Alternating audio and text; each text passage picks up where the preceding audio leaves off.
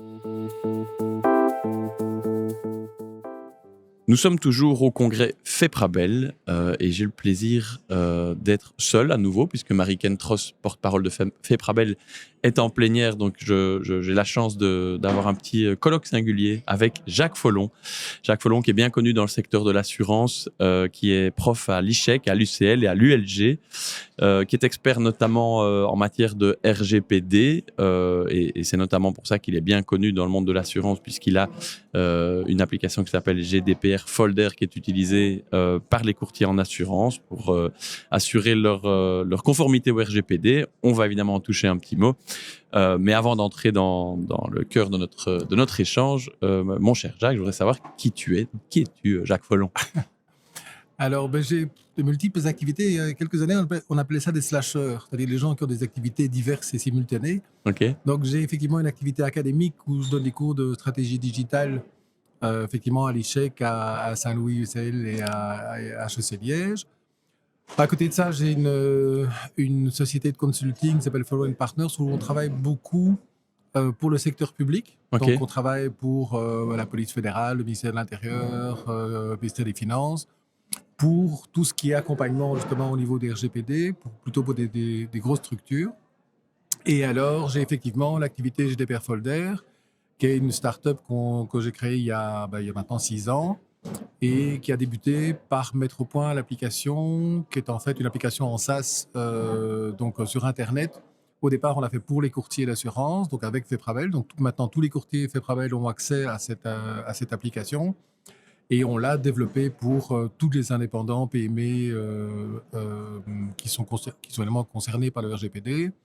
Et depuis, on a ouvert une filiale en France pour développer GDPR Folder. On travaille maintenant avec un partenaire suisse et on est en train de développer l'Allemagne et l'Italie.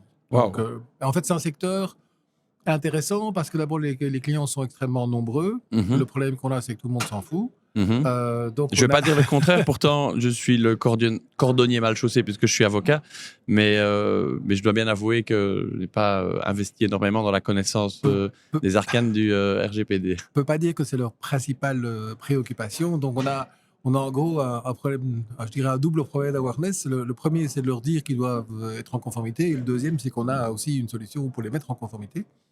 Mais c'est un côté intéressant. Donc moi, ce qui m'amuse effectivement, c'est le passage de toutes ces applications. Là, en dehors de ça, parce que sinon je m'embêterais, je fais une chronique hebdomadaire dans le soir qui s'appelle Disruption, sur tout ce qui est nouvelles technologies. Et j'écris des bouquins. Le prochain va sortir incessamment, qui sera la 4e édition que j'appelais le guide de survie RGPD, et qui s'appellera en fait la protection des données personnelles à l'ère de l'intelligence artificielle. Ah oui, qui sort d'ici quelques semaines. Tout un programme qui est d'ailleurs en partie notre programme du jour, parce que c'est 2 thématiques que j'aimerais aborder avec toi. Et donc, les cours que tu donnes, c'est dans le contexte digital, alors c'est... Ça, stratégie digitale. Stratégie digitale. Ouais. Donc en gros, c'est des cours en master, donc c'est comment faire passer des messages aux étudiants sur l'intégration des nouvelles technologies en entreprise, donc dans les différents secteurs, que ce soit l'IA, l'Internet des objets, la blockchain, etc. Et c'est des cours assez pratiques avec des travaux de groupe dans lesquels ils doivent en fait mettre en pratique les théories que l'on voit. En fait, je travaille dans ce qu'on appelle les classes inversées, c'est-à-dire qu'en fait les étudiants préparent et puis ils font des exercices de groupe et puis on débrief après, ce qui leur permet par exemple de dire vous devez intégrer l'IA dans un hôpital, qu'est-ce que ça donne, par quoi est-ce que vous commencez, quels sont les avantages, les inconvénients, les problématiques, etc. Et ce qui est amusant, c'est que j'étais un des tout premiers professeurs en Belgique, en tout cas, à obliger mes étudiants à utiliser ChatGPT. Donc mon cours commence à l'ICHEC en janvier, et donc au début janvier 2023, j'ai dit c'est ChatGPT obligatoire. Donc ils m'ont regardé, ils étaient un peu surpris parce que j'avais à l'époque des collègues qui étaient plutôt dans l'interdiction. J'ai dit non, on va apprendre à s'en servir. J'ai dit moi je ne te connais pas mieux que vous, donc maintenant vous allez le faire. Et par contre, ce que je vais faire, c'est que vous allez après vérifier ce que ChatGPT vous dit. Bon, et en 2023, il y avait quand même encore pas mal d'hallucinations. Donc, ce qui permet aussi de développer l'esprit critique, qui est un des éléments importants pour moi, pour les étudiants. C'est de dire, ils vous disent des trucs, mais allez voir derrière ce que ça veut dire. Ça a évolué manifestement depuis lors parce que, bon, je ne sais pas si le chiffre est très scientifique, enfin si la statistique est très scientifique, mais Hugues Bersini, qui était présent hier, disait qu'aujourd'hui on frôle plutôt le 100% d'étudiants qui finissent par utiliser ChatGPT. Donc tu étais précurseur et les étudiants assez logiquement ont fini par s'approprier l'outil. Donc toi, fatalement, ton avis, il est tranché, c'est il faut appréhender l'outil, le comprendre, déjà pour une raison qui est simple d'après moi, c'est que ils vont l'utiliser dans le monde du travail. C'est peut-être un sujet sur lequel on peut venir par la suite sur l'usage dans un bureau de courtage. Mais alors tu viens de parler d'esprit critique et moi ça m'interpelle toujours parce que je suis convaincu que c'est un enjeu considérable pour les encore un peu plus jeunes.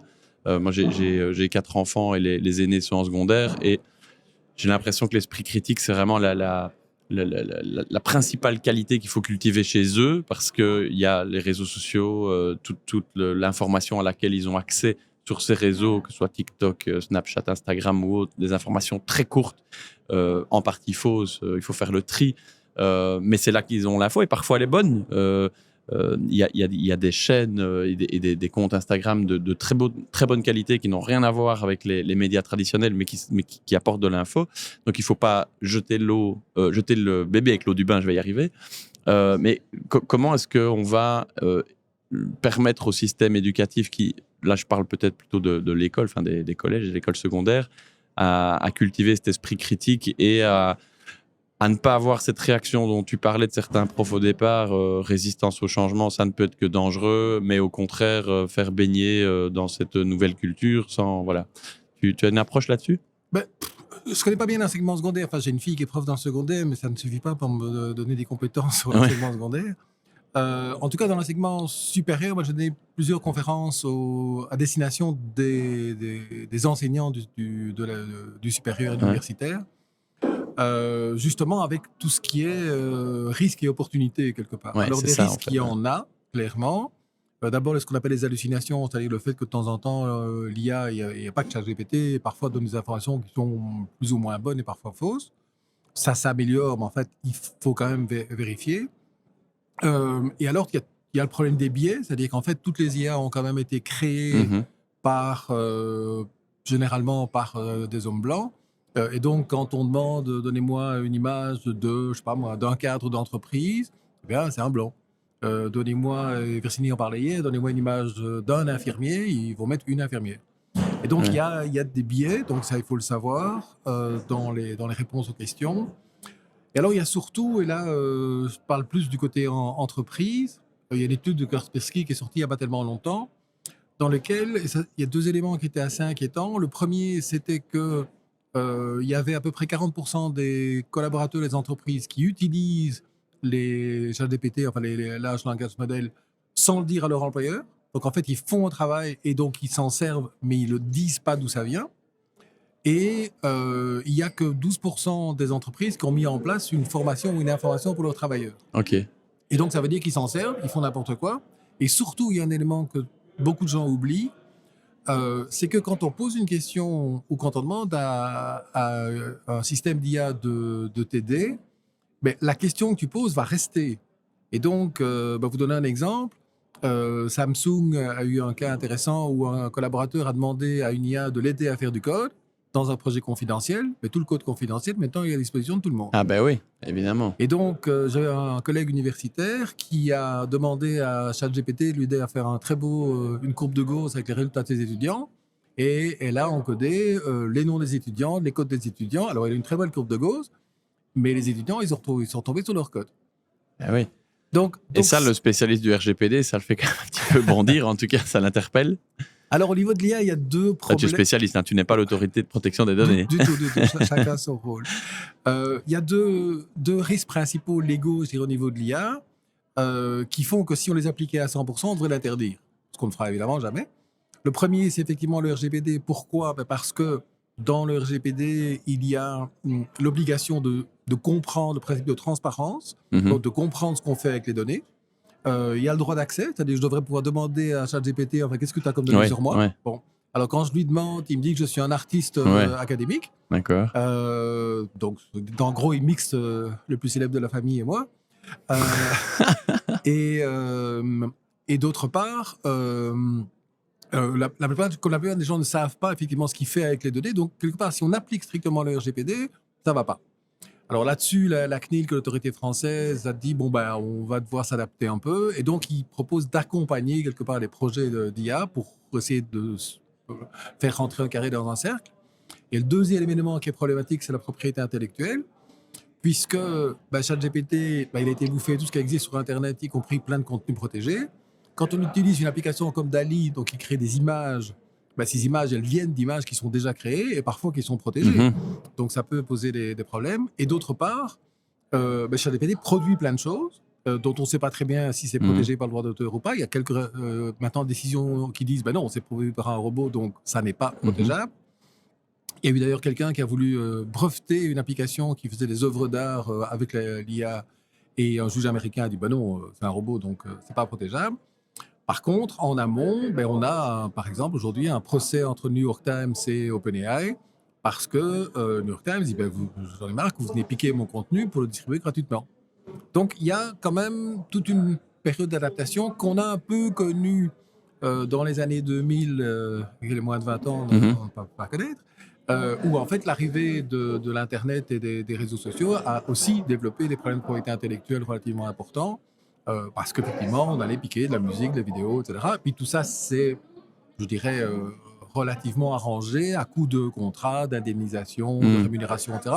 Et pas nécessairement dans l'intérêt des plus petits, mais enfin ça, c'est un tout autre débat. C'est ça le problème, parce que par exemple, Le Monde a signé un accord avec OpenAI, donc ils sont rémunérés. Bon, est-ce que, je sais pas moi, le soir ou la dernière heure, ont les moyens d'aller négocier avec OpenAI?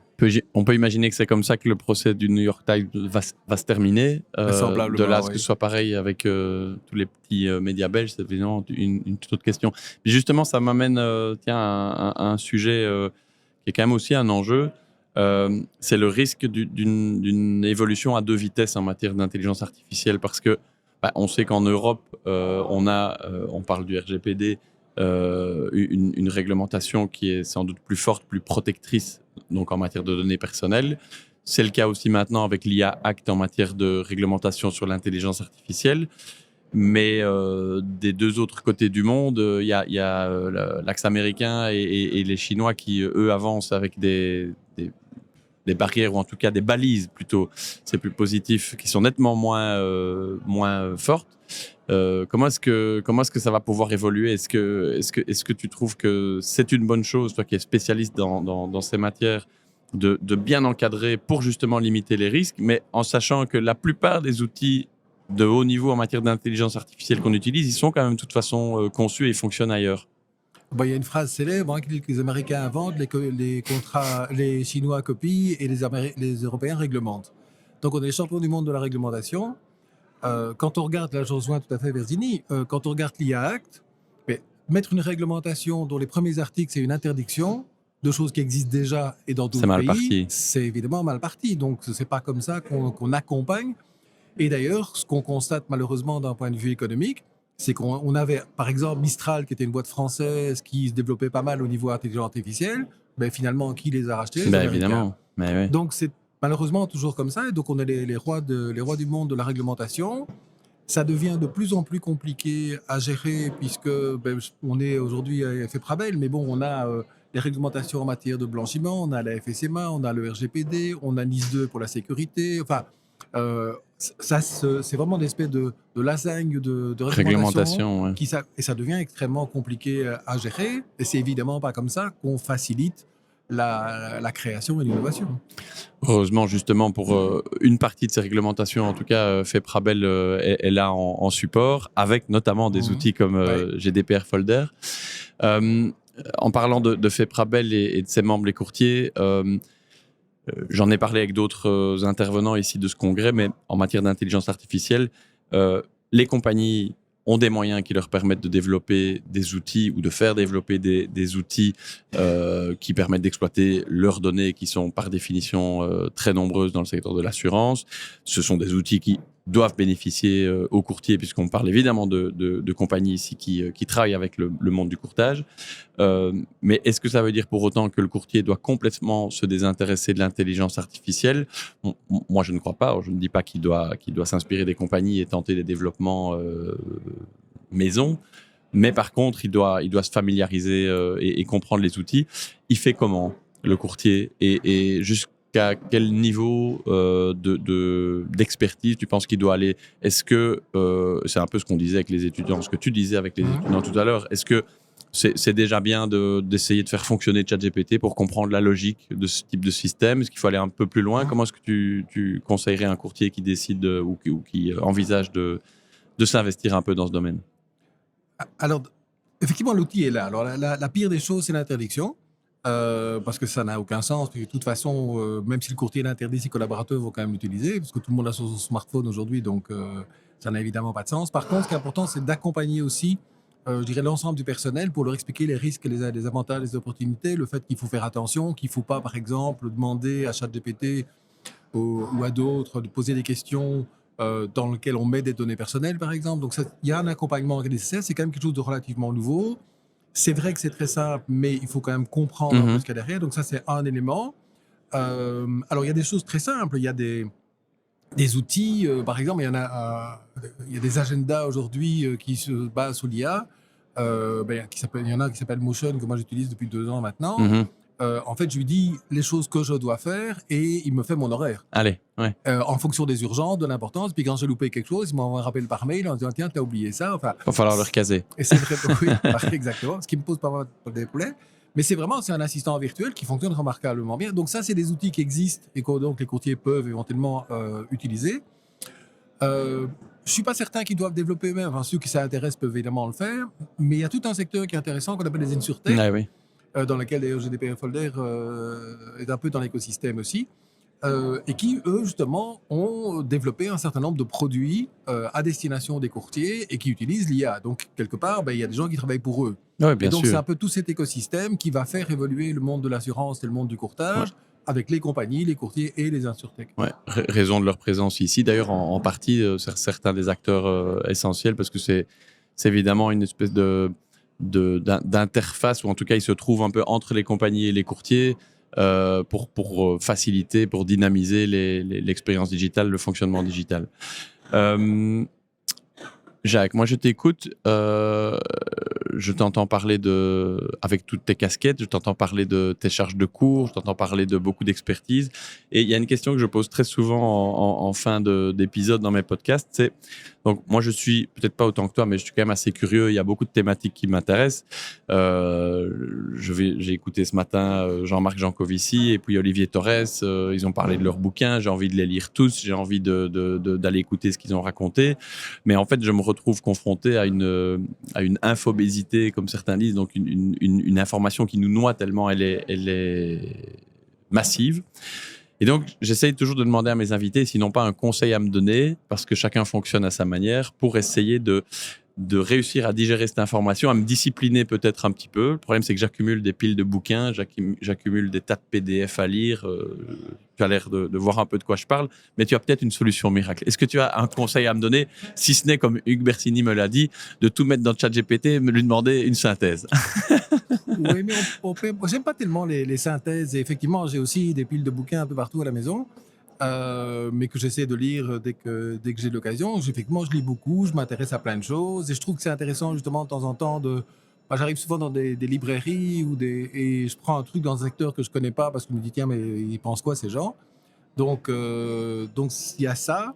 Je suis un peu moins d'accord avec Torres sur le temps de sommeil parce que là, je dors pas beaucoup. Ok. Et franchement, pas par choix, parce que tu n'as pas besoin c'est de. comme ça. Ok. Moi, à demi, je dors 3 heures, je faisais bien. Ah oui, quand même, ouais. Donc ça, et depuis toujours, ça m'a beaucoup servi dans mes études. Ouais, j'ai pas ta chance, parce que moi-même, quand je dors 7 heures et que j'essaye de lire le soir, je m'endors après 15 pages. Donc évidemment, ça n'aide pas. Donc ça, c'est... Mais c'est vrai que c'est du côté curieux. Et en fait, moi, ce que je constate, et c'est un des avantages aussi d'avoir des activités multiples, c'est que ça permet de toujours faire des choses qu'on aime. C'est-à-dire qu'à un moment donné, je fais des trucs qui sont peut-être moins drôles, etc. Puis je dis, bon, voilà, je vais faire ça pendant 2 heures, puis je vais passer à autre chose. Et et un peu dont Thérèse parlait tout à l'heure avec le stress positif, etc. Et c'est vrai que quand je regarde mon agenda avec IA, bah, je me dis qu'en fait, je pourrais très bien ne pas dormir pendant 2 semaines pour faire tout ce que j'ai à faire, mais c'est pas grave. Et en fait, comme la plupart des trucs qui sont là-dedans, des choses qui m'amusent, C'est du donc, plaisir. bah oui, c'est ça. Donc, je crois que c'est vraiment ça, c'est essayer de faire des choses qu'on aime, d'essayer de limiter au maximum les choses qu'on n'aime pas, ou de les sous-traiter. Parce qu'en Ben fait, oui. le problème souvent, c'est qu'on fait des choses parce qu'on se sent obligé, etc. Et finalement, on va perdre un temps parce que comme on n'aime pas, ça va prendre plus de temps. Et donc, il y a toute une série de choses, notamment en matière de RGPD, où j'ai des collaborateurs de sous-traitants à qui je dis, écoute, voilà, mettre en conformité un site internet, j'ai déjà fait 4000 fois, ça m'amuse plus, donc donc il va voir machin, il fera ça très bien, et voilà, c'est pas la peine de... Et donc, ça permet de garder que des choses qu'on aime bien, mais voilà, Ok, ben, je vais suivre ton conseil. Je vais déléguer plus pour lire plus. par exemple. Super, Jacques. J'ai encore 2 dernières questions qui, elles aussi, sont récurrentes dans le podcast. Je vais d'abord te demander si tu as un livre ou peut-être un film à me conseiller, en tout cas une ressource qui pourrait, on parle parfois de courtier augmenté, je ne suis pas courtier, mais qui pourrait m'augmenter, ou en tout cas une ressource à partager. Bah, je peux évidemment ne pas recommander mon prochain bouquin, qui s'appellera